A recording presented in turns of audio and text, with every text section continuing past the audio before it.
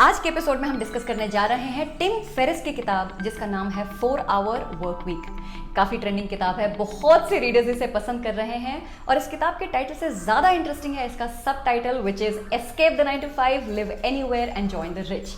अब कौन ही ये सब अचीव नहीं करना चाहेगा। And I definitely wanted to read कि क्या ये सब सच हो सकता है, क्या हम 9 to 5 की रेस से निकल सकते हैं, कहीं भी रह सकते हैं, अमीर बन सकते हैं। तो अगर आपके मन में भी ये सवाल उठ रहे हैं और आप जानना चाहते हैं इन सवालों के जवाब, तो आज का ये एपिसोड है आपके लिए। दोस्तों, मैं हूं Nidhi, welcome back to this channel जहां हम डिस्कस करते हैं books and business twice a week. अगर आप इस चैनल पर पहली बार आए हैं then do check out our home page. मैं हर ट्यूसडे को हिंदी में और हर फ्राइडे को इंग्लिश में एक नया एपिसोड पोस्ट करती हूँ। तो अगर आपको बुक्स और बिजनेस की नॉलेज में इंटरेस्ट है तो प्लीज़ इस चैनल को सब्सक्राइब कीजिए और हमारी कम्युनिटी का हिस्सा बनिए। जिस सोसाइटी में हम रहते हैं ना, उस सोसाइटी ने हम सबके लिए एक लाइफ फिक्स कर रखी है कि पहले 20 साल पढ़ाई करो, अगले 40 साल एक हाई पेइंग नौकरी करो और उसके बाद रिटायर होकर आराम से अपनी लाइफ एंजॉय करो। यही सपना हम सबको दिखाया जाता है कि अभी मेहनत करो, उसके बाद आगे चलकर लाइफ में पैसा आएगा और फिर आप एंजॉय करना। मतलब हमारी ज़िंदगी का सबसे बड़ा हिस्सा, वो 40 साल जो हम काम करते हैं, उसको सबने एक डिफ़ॉल्ट पाथ मान ही लिया है। पर क्या हमारे पास सिर्फ यही एक तरीका है? Well, definitely not. और इसी बारे में टिम फेरिस ने अपनी किताब में लिखा है। अब बहुत से लोग इस किताब को देखते हैं, दे अज्यूम कि इस किताब का मेन मैसेज है कि हफ्ते में सिर्फ 4 घंटे काम करो, बढ़िया से बीच पर रहो और ऐश करो। जबकि the central message of the book is कि आप हार्ड वर्क की जगह स्मार्ट वर्क करो। जो काम आपको पसंद नहीं है उसे करने की कोई ज़रूरत नहीं है और जो काम आप करना चाहते हो उसके लिए फ्रीडम हासिल करना पॉसिबल है। टिम फेरिस ने अलग अलग कॉन्सेप्ट्स के बारे में लिखा है जिसे हम डिस्कस करेंगे वन बाय वन। तो सबसे पहले बात करते हैं रिटायरमेंट की। अगर आप अभी एक 9 to 5 जॉब में फंसे हुए हैं, हफ्ते में आपको एक ही दिन छुट्टी मिलती है, तो शायद आपका एंड गोल रिटायरमेंट हो सकता है। लेकिन रिटायरमेंट के बाद आप फ्री हो जाओगे, जैसे चाहोगे वैसे जी सकोगे, इससे बेकार थॉट कोई हो ही नहीं सकता। रिटायरमेंट के बाद तो एज इट इज़ लाइफ में कितनी रिस्ट्रिक्शंस आ जाती हैं। कभी हेल्थ की प्रॉब्लम होती है, कभी पैसों की प्रॉब्लम होती है, ओल्ड एज में हम कितना ही खा लेंगे, कितना ही घूम लेंगे। तो हम रिटायरमेंट के बाद की फ्रीडम के बारे में सोचते हैं, लेकिन ये नहीं सोचते कि अपनी लाइफ के बेस्ट 40 साल हम उस नौकरी या उस बिजनेस में बर्बाद कर रहे हैं जो हमें पसंद भी नहीं है।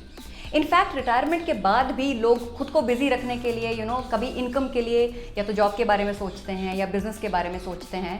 तो हमें जो सपना दिखाया गया था ना कि रिटायरमेंट के बाद आप फ्री हो जाओगे, that is just not true.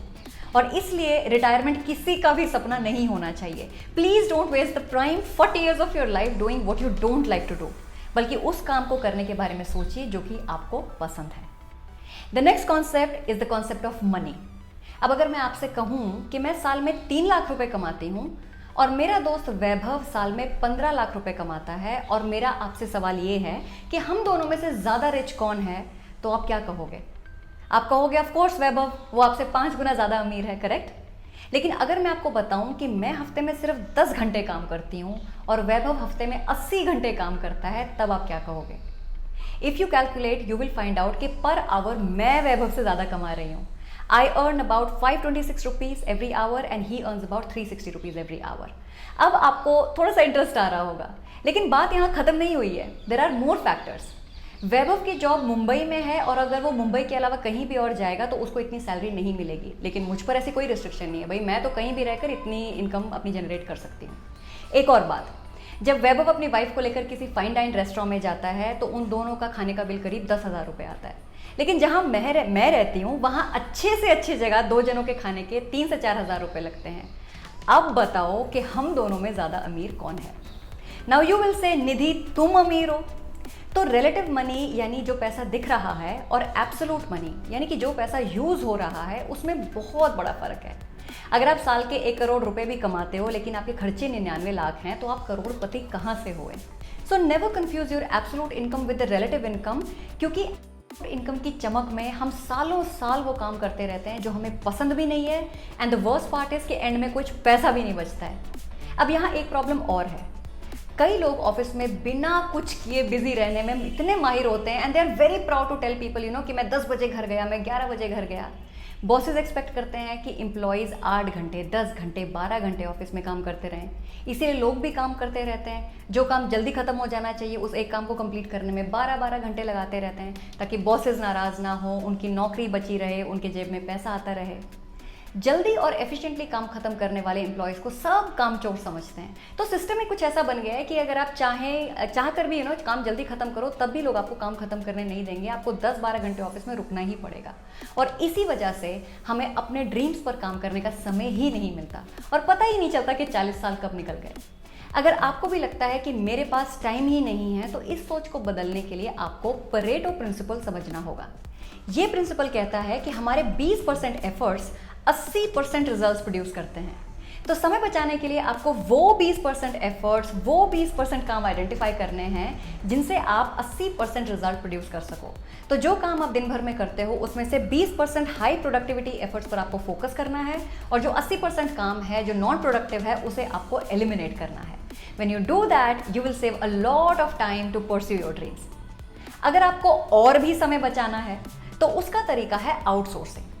मान लो आप पर आवर $50 कमाते हो और आज आपको अपने गार्डन में प्लांट्स लगाने हैं जिसमें आपको 1 घंटा लगेगा। अब यहाँ आपके पास 2 ऑप्शंस हैं, या तो आप प्लांट्स खुद लगाओ या फिर आप $20 पर आवर के रेट पर एक माली को काम आउटसोर्स कर दो। देखो, इन दिस सिचुएशन आउटसोर्सिंग करना एक बेटर डील रहेगी, क्योंकि आप उस 1 घंटे में $50 कमा लोगे।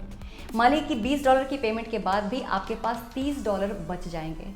आउटसोर्सिंग वाली ये बात मैंने इस किताब से सीखी है, क्योंकि मुझे बहुत बार लगता था कि मैं आउटसोर्सिंग क्यों करूं, when I can do a good job my self, तो मैं क्यों किसी पे काम डालूं।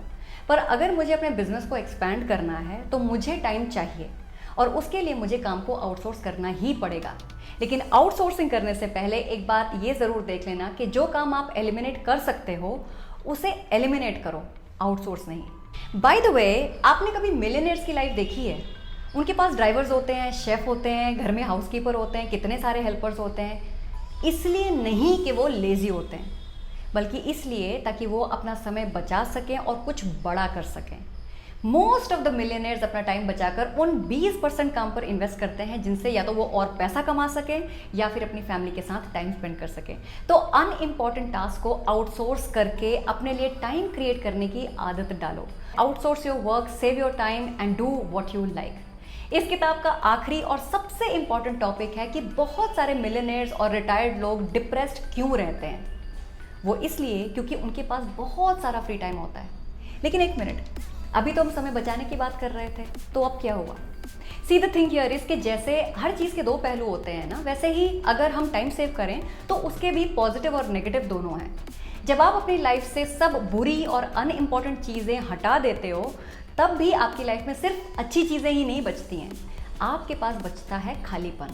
तो अगर आप सारा काम इसलिए एलिमिनेट कर रहे हो, इसलिए आउटसोर्स कर रहे हो कि आपको कुछ भी ना करना पड़े, तो प्लीज़ दोबारा सोचो, क्योंकि अगर आपने उस बचे हुए टाइम को यूटिलाइज नहीं किया तो आप बोर हो जाओगे और over a period of time वो बोर्डम आपका डिप्रेशन बन जाएगा।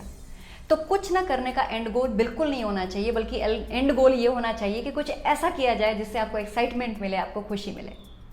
सोशल मीडिया पर शायद लोगों की फोटो देखकर आपके मन में आता होगा कि यार एक चिल सी लाइफ होनी चाहिए, बीच पर रहूं, बढ़िया, कुछ काम ना करना पड़े।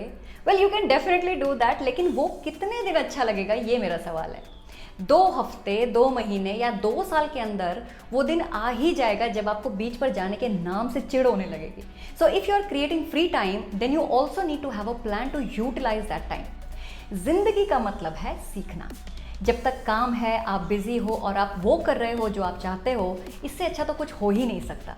और अगर आपके पास फ्री टाइम है तो उसे यूज़ करना, उसे अच्छा बनाना आपके हाथ में है। कुछ नया सीखो, कोई नई गेम खेलो, म्यूज़िक सीखो, अच्छी अच्छी बुक्स पढ़ो, एनजीओ में काम करो, लोगों की मदद करो, अपने आप को कॉन्स्टेंटली इम्प्रूव करते चलो और जिस काम से खुशी मिलती है वो काम करते रहो। तो दोस्तों, आज के लिए बस इतना ही। प्रॉब्लम्स तो यार हर किसी की लाइफ में होती हैं, लेकिन उन प्रॉब्लम्स का समाधान निकालकर आगे बढ़ने वालों को ही सक्सेस मिलती है, और ये बात आप जानते हो। अगर आपके पास टाइम नहीं है तो परेटो प्रिंसिपल फॉलो करो और अपना काम आउटसोर्स करने के बारे में सोचो। और अगर आपके पास टाइम है तो खाली बैठने की बजाय कुछ नया सीखो। Human life is precious my friends, so never ever waste a minute of your time. जिंदगी जीने के लिए है, बर्बाद करने के लिए नहीं। एंड ऑन दैट नोट अब हमारी मुलाकात होगी कमिंग फ्राइडे को विद बिजनेस एपिसोड। तब तक चिल करने की बजाय कुछ मीनिंगफुल करने के बारे में सोचिए और सपने देखना बिल्कुल मत छोड़िए।